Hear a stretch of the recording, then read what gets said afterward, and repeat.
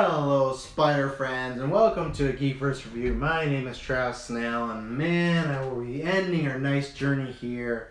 You know what? I know I'm a little late on doing the Spider-Man review. It came out the night of Aquaman and Bumblebee and Christmas party for GeekVerse, and the family was in town, so this might be a little late. And I considered not doing it because it was late. We don't like doing late reviews, but I thought I would throw it out there because gotta end it off right. And at the end of the day, Kirkland, my fellow podcaster, he didn't get the DLC, but he says he listens to them. So, maybe this is just a cast for Kirkland. This is a very quick one. I will end off this. So, go back and listen to our review of the video game. Go back and listen to my reviews of the first two DLCs.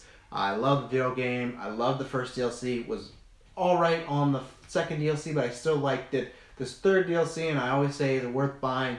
No. And unless you like So, how do I preference this? I don't think it's worth buying as far as alone. I think this DLC altogether is worth buying if you are a diehard fan of Spider-Man, if you are a big fan of the game, unless you're making a stand like Dylan, where he feels like they siphoned the DLC, so that I understand. But myself, I did that with Batman games. I was like, hey, I don't want to wait till 2020, 2021 to play more Spider-Man. I want to play some right now. So if you're the same as me, then it's worth it. And if you haven't bought any DLC and you're waiting, and this is, I guess, my overall review of the DLC. If you are still waiting, then fine. Go buy it and have a good time with it. And like I do, I don't regret my purchase. It also, I think, maybe had a part in me seeing Spider-Verse early, so that was great. I don't regret it. I've had a lot of good time, and I like all the suits I've gone, and I'm excited to go play a New Game Plus mode once I play some more Red Dead and God of War. But as far as if you don't match those requirements, if you like Spider-Man the video game but you're not a big Marvels fan, or you're just kind of mainstream, you don't need to play more, or if you're only going to buy this because you're hoping it's like a meaty DLC, this ain't no Witcher 3 Blood and Wine. The reason I guess I'm more negative than you can go back when I started is because the first one didn't feel like your classic solo player DLC, because solo player DLC lots of times has a stigma around it, right? Or it's either something that was siphoned from the game, or something that was just kind of thrown together, and it feels very basic, and it feels like DLC. It doesn't feel like part of the game. It feels like just one mission, and that was alright, that was fine, but nothing special. The first DLC, Necrack, felt like it was just a part of the game. It felt like it was still another side mission. It felt like it was something that felt worked on and polished and fleshed out, and it was doing things where it wasn't Spider-Man's on another adventure, and here you go. You're doing things where you're talking to MJ about what happened last game. You're talking about Miles, who just acquired his power. You're talking about stuff in the past and then in the future. So it felt like it was still connected to the game. It felt like it was just side missions you had left until after you finished the main plot.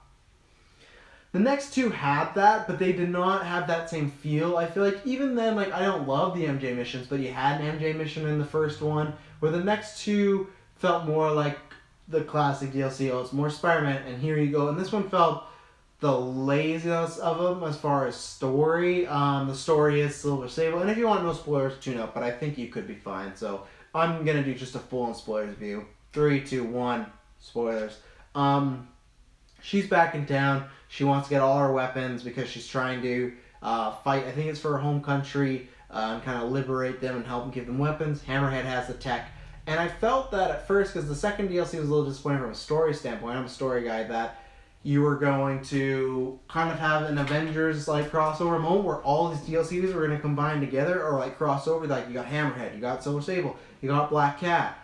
And they did, but in the most minor way. The Black Cat DLC was great. Go listen to that. I'm not getting into that. But it was great. And how they handled her and Pierre together, and they left on a big cliffhanger. And I was so disappointed, because up until how they resolved it, I was like, okay, I'm into the DLC, but it feels more like 2, just more like some missions, that's about it. Something happens, and if you haven't played the first DLC and need a refresher, or you just still have forgot, I don't know what I'm saying, but say la vie. Black Cat, it was a cliffhanger that she dead or alive, explosion, she disappears, classic comic stuff, right? In this one, I guess that's kind of home, right in the middle, boom, she appears, I'm like, this is great, DLC's kicking the second gear, it's going to be, and you kind of have this back and forth with Silver Sable where she doesn't fully trust you. She likes you, but doesn't fully trust you, wants to go it alone. So it's like you're gonna maybe have this fun team up of you, Silver Sable with this fun dynamic, and then Black Cat with this fun dynamic of, a love relationship, lying about a child, and all those within one, and maybe get to see Black Cat and Silver Sable talk and have some scenes together and interact. No. All this stuff's going down, your life's kind of in danger, Black Cat comes in, saves you, has a little witty dialogue here and there, and like, hey, I don't know you anymore, I guess we're even. And he goes, yeah, and then like, bye Felicia, and she goes off, and that's it. It's a minute tops, maybe a minute and a half of a cutscene, and that's it, and that's how they resolved it. And then it just literally goes back into, well, I guess I gotta go help Silver Sable out.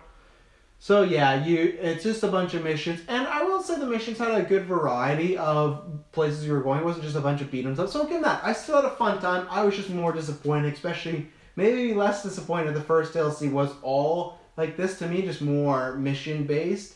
Where the first one was so story heavy, whether it was how rich you and Black Cat were, and I felt like it was one of the best Black Cat's done, or interactions with the past game.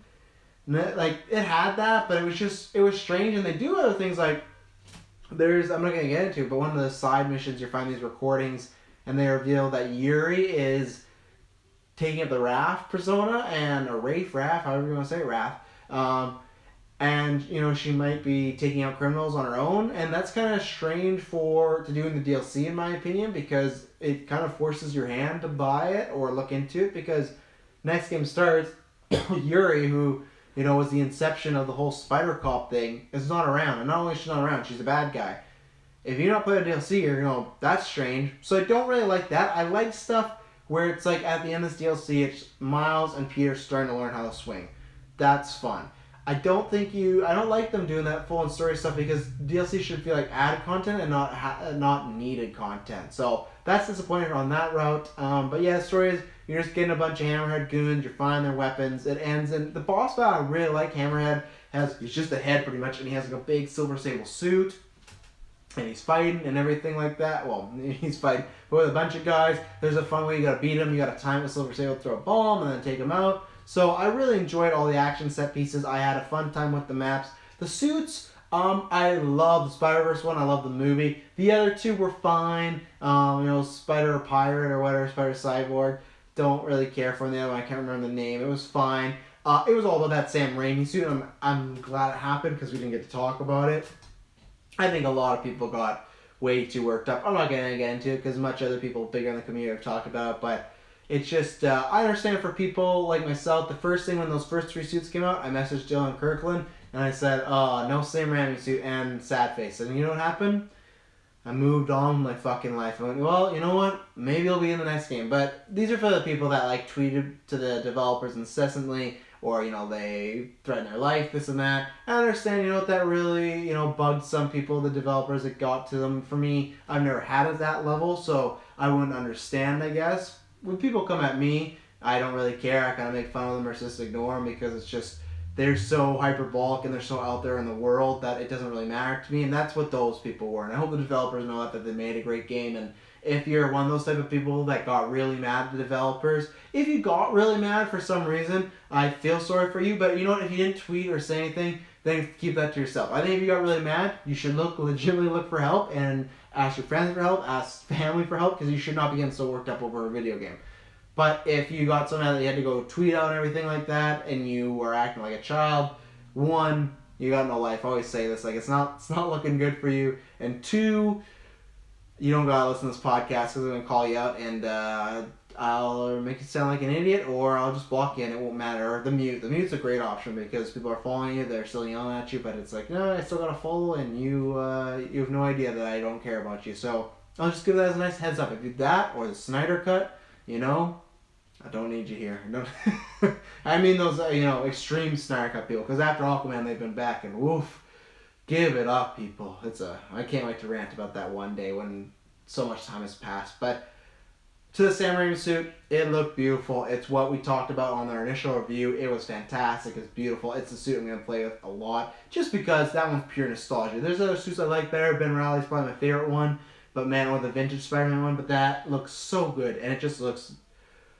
It looks beautiful. It looks better than I ever could have wanted. So, you know what? it's been a fun time. I'm sad that there is no Spider-Man content, because that's the thing. At the end of the day, I paid for it. I knew I was probably just going to get all right DLC, and you know what? I got one story in there that I would replay again. The other two, I would skip the cutscenes and play the boss battles, but I had a really enjoyable time with the DLC. It's not exactly what I wanted as far as what it started as, but at the end of the day, I don't feel jibbed out. I worry for other people, like I said, with the Yuri stuff, but I enjoyed it. I just wanted more Spider-Man, and you know, my journey's not coming to an end. I gotta play New Game Plus mode, but this will be it for me reviewing it and talking about Spider-Man 101, and we had the Spider-Man Retro end, so yeah, lots of Spider-Man stuff ending. So if you like what I did here, if you like other stuff that we do, check out all our reviews. We got Aquaman, we got Bumblebee, we got Vice, got Bird Box, got tons of them. A bloopers episode coming out soon. A review for the new Black Mirror movie. So we got tons of stuff. So if you like what we do, please like, subscribe, review. One, that gets you all the content and you know when you're dropping it, so you don't gotta follow our feed. But two, it helps us out. And if you like this,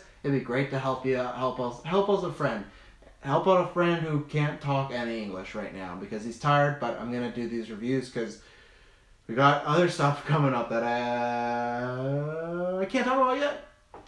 Nothing huge. It's not like we got some exclusive interview with Kevin Feige or whatnot, but you know, just certain retros being recorded and whatnot. So it's gonna be a good time. But if you like what we do a lot, head over to Patreon. For $1 you get stuff early. There's some exclusive stuff there. You get half of that. For $5 you get everything. It's worth it. Maybe you got some pocket change. Maybe you got some Christmas money.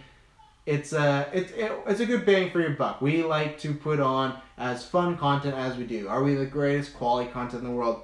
No, but that's not what we're about, right? We're about friends outside of theater, talking movies, talking video games. We're all about having a good time, and that's why go in the comments, hit us up on Twitter and Facebook. We had a fan, they had a good, I was not a part of it because I don't own a Switch, but he literally just said, hey, what Switch games would you recommend? And I saw the chat that Dylan and Taylor had a good conversation. I didn't follow it because I don't have nowhere to add, but that's a good thing with us being six of us. We love talking to our fans and we love talking to our listeners. So I hope you had a good Christmas. I hope you've enjoyed the Spider-Man DLC reviews. Thank you very much for tuning in. I'll catch you on the web. Oh, my toe. Oh, my knee.